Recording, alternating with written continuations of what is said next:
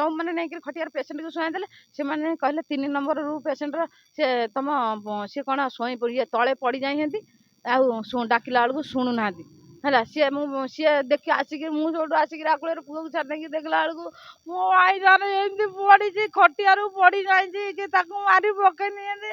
Government ହସ୍ପିଟାଲରେ କହିଲେ ଆମେ ସିଜରିଂ କରିବୁନି, ପିଲା ଅସୁବିଧାରେ ଅଛି, ଆମେ ସିଜରିଂ କରିବୁନି। ମୁଁ କହିଲି ଯଦି ସିଜରିଂ ନ କରିବ ତମେ ତାହେଲେ ଡିସଚାର୍ଜ କରିଦିଅ, ତମେ ପଇସା ନେଲେ ସିଜରିଂ କରିବ ନା, ତମେ ପଇସା ତମକୁ ଆମେ ଦେଇପାରୁନୁ, ଗରିବ ଲୋକ ତମକୁ ଆମେ ପଇସା ଦେଇପାରୁନୁ, ତମେ ସିଜରିଂ ସେଇଥି ନେଇକରି କରୁନା, ତମେ ସିଜରିଂ ନ କରିବ ଆମକୁ ଡିସଚାର୍ଜ କରିଦିଅ, ଆମେ କେରଳକୁ ଆମେ ସ୍ୱସ୍ତିକ ନର୍ସିଂହୋମକୁ ପଳେଇଛୁ।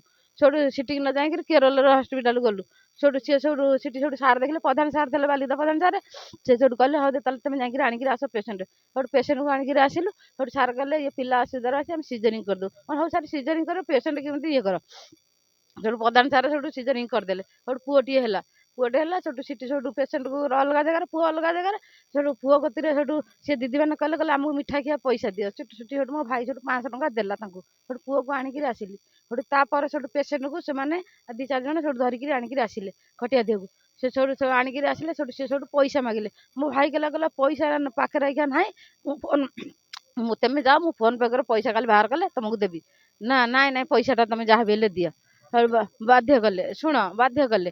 ସେଠୁ ପଇସା ନଥିଲା, ମୁଁ 100 ଟଙ୍କା ବାହାର କରିଦେଲି। ମୁଁ କହିଲି ଭାଇ ତମେ ଯାଅ, ପଇସା ଆମେ କାଲି ସକାଳେ ଦେବୁ। ସେଠୁ ଗଲେ, ସିଏ ତାଙ୍କର ଗଲେ। ସେଠୁ ଇଏ ତାଙ୍କର ଭାଇ ଭଉଣୀ ଶାଶୁ ଆସିଲେ ସେଠୁ ଖାଇବା ପାଇଁ। ସେଠୁ ଖାଇକିରି ଗଲେ, ସେଇ ରୁମ୍ ଭିତରେ ଶୋଇଲେ। ସେ ରୁମ୍ ଭିତରେ ଶୋଇବା ଭିତରେ ସେଠୁ ସିଏ 10ଟା ରାତିକି ସେମାନେ ଗଲେ ଡାକିବା ପାଇଁ। ସେଠୁ ସେମାନେ ଯଦି ଗଲେ ଡାକିବା ପାଇଁ, ମୋ ଭାଇ ସେଠୁ କହିଲା ମତେ ଟିକେ ହିମାଳୟରେ ମୁଁ ଟିକେ ଶୁଏଇଲି, ଆଉ ମତେ ଟିକେ ହିମାଳୟ ନାଇଁ ତମେ ଭାଇ ସମସ୍ତେ ଚାଲ। ସେଠୁ ମୋ ଭାଇ ସେଠୁ ଆଣିକିରି ଆସିଲେ ତଳକୁ ଆଣିକିରି ଆସିଲେ। ମୋ ଭାଇ ତ କିଛି ନିଶା ଦ୍ରବ୍ୟ ଖାଇନି, ଖଟିଆର ତ ପାଣି। ମୋ ଭାଇକି କିଏ ମତେ ବାଡ଼େଇଛି, ତା ମୁଣ୍ଡ ବୁଲେଇଛି।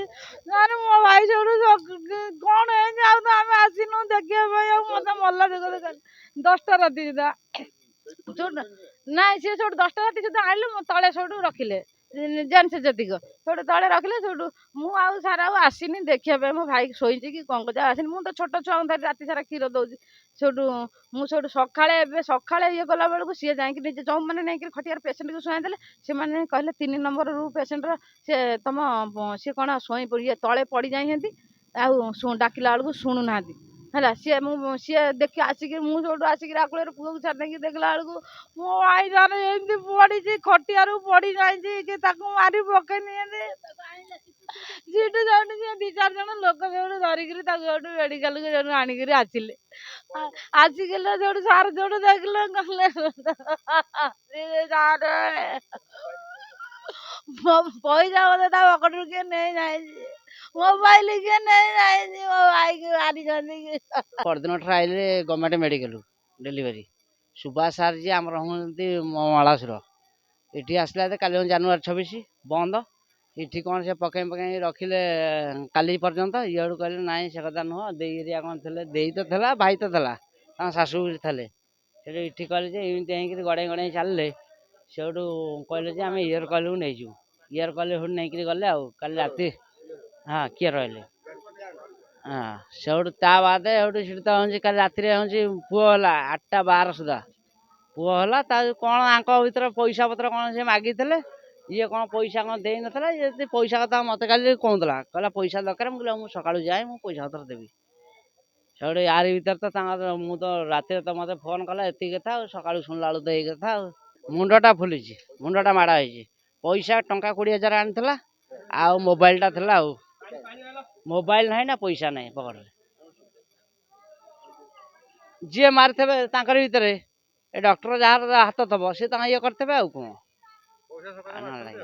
ପଇସା ସକାଶେ ଇଏ କରିଥିବେ, ଆଉ ପଇସା ନେଇଛନ୍ତି, ମୋବାଇଲ ନାହିଁ। ଆଉ ମୁଣ୍ଡଟା ମାଡ଼ ହେଇଛି। ମାରିନାହାନ୍ତି ଆଉ ଉପରେ କାହିଁକି ନା ଯେଉଁ କୌଣସି ପିଲା ଯଦି ନିଶା ଦ୍ରବ୍ୟ ଖାଇ କ'ଣ ହେଇଥାନ୍ତା। ତେଣୁ ତାର ତ ନିଶା ଦ୍ରବ୍ୟ ଚକୋଲେଟ୍ ଫକଲେଟ୍ କିଛି ସେ ଖାଇନି।